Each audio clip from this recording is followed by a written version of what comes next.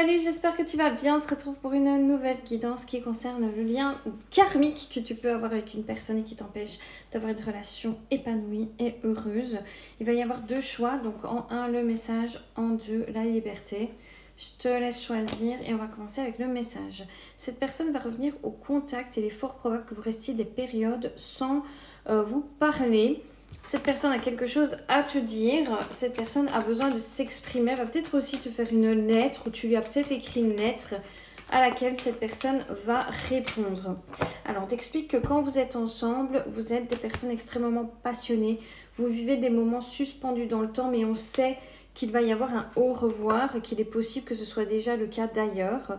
C'est une personne avec qui tu vas vivre des expériences assez douloureuses sur le plan sentimental et surtout vous vous êtes déjà connus dans une vie antérieure et là ce sont des retrouvailles. C'est une relation qui pourrait fonctionner. Mais la rupture vient suite à des fuites émotionnelles que tu peux avoir, que ton autre peut avoir. Mais c'est vrai que ça aurait pu vraiment fonctionner. C'est juste qu'ensemble, c'est assez compliqué.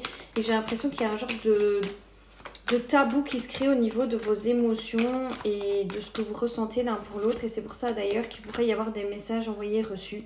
C'est une personne avec qui tu pourrais avoir un enfant. Ou alors, qui pourrait avoir déjà eu un enfant de son côté. On t'explique que votre relation est hyper charnelle, je dirais.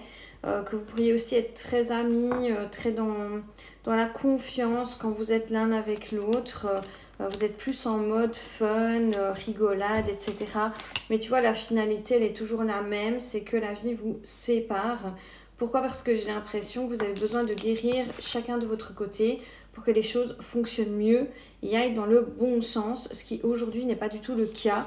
Donc on vous dit qu'à la période du printemps de l'année prochaine, il y aura un mieux, pas spécialement dans cette relation, parce que je pense que cette relation va finalement aboutir, va finalement se terminer, c'est un peu ça, après ça va dépendre des uns et des autres, prenez ça avec des grosses pincettes, mais c'est vrai qu'on a à chaque fois le au revoir, donc c'est pas le truc qui finit spécialement bien, quoi.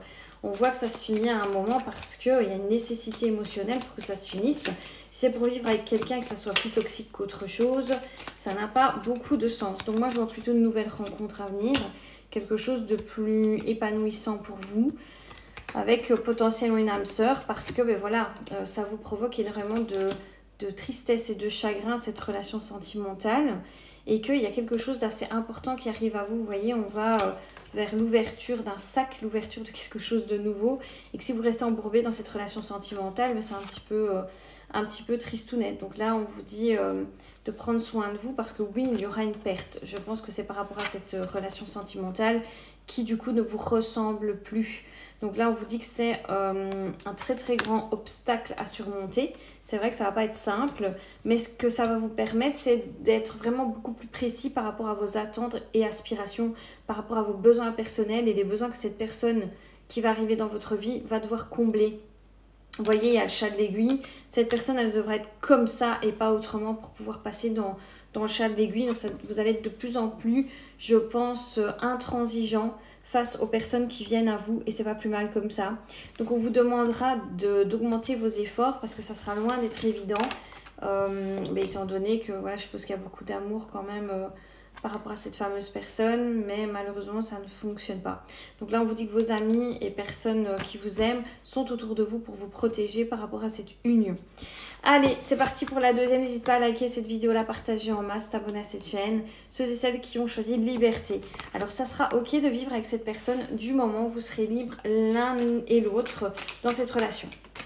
Donc là vous allez devoir vous libérer d'une forme de jalousie, d'une forme d'emprise que vous pourriez avoir l'un envers l'autre. Alors on vous explique que cette union pourrait vous amener à la nuit noire de l'âme, le jour où ça va se terminer, où ça se sera terminé, peu importe, hein, d'accord, ça va dépendre des uns et des autres.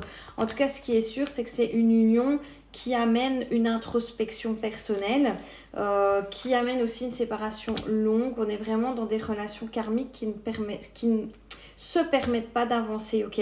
Donc là, séparation longue, potentiellement avant retrouvailles.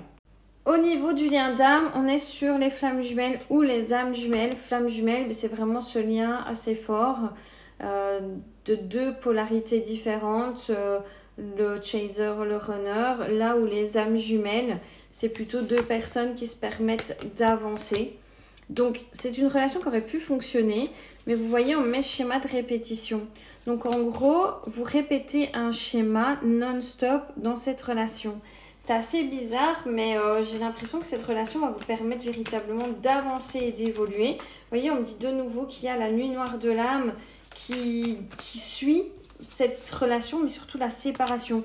Et donc, il y a un grand travail intérieur qui est fait grâce à cette union. Donc, en gros, je vois plutôt une relation qui mène à quelque chose de plutôt positif. Et surtout, il y a des potentialités que la solution, ça soit de se libérer l'un de l'autre, étant donné qu'on avait eu ceci. Je me demande si finalement le fait de se choisir dans cette relation ne va pas être exactement ce qu'il faut faire pour obtenir une relation épanouissante. Donc, on a eu l'amour spirituel, mais qu'il faut faire attention à l'ego, quoi. Vous voyez ce que je veux dire ?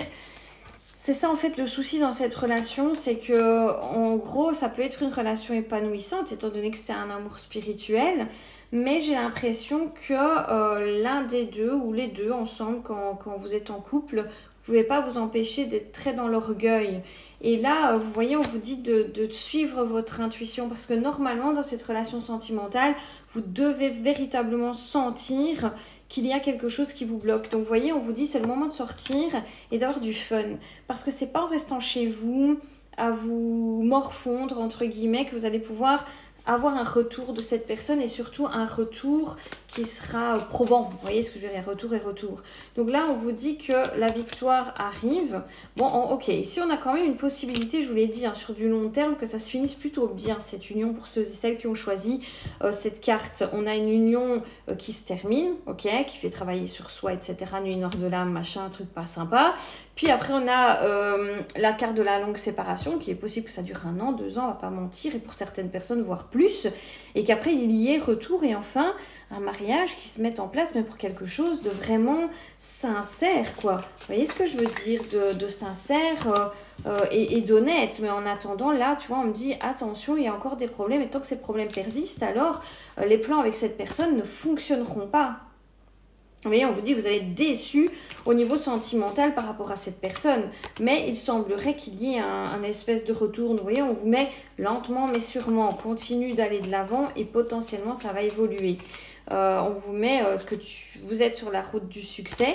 Mais c'est vrai que cette personne va vous décevoir. Donc il faudra certainement qu'il y ait une fin. En fait, on vous demande de vous défendre, de ne pas laisser faire s'il y a des choses chez cette personne qui vous dérangent, si cette personne vous manque de respect. Donc là, vous voyez, Romance is in the air, parce que je suis sûre que si vous arrivez à vous respecter et à garder vos limites et surtout à vous libérer peut-être de la dépendance affective par rapport à cette personne, que ça pourrait être une relation qui fonctionne dans le temps et qui serait vraiment ce que vous désirez comme genre de relation. Donc en gros, pour ceux et celles qui ont choisi la carte numéro 2, ne jetez pas tout à la poubelle. C'est juste qu'il y a une prise de conscience, une prise de recul qui est nécessaire pour que la relation puisse aller de l'avant. Donc une relation qui fonctionne, mais pas tout de suite. Vous voyez ce que je veux dire?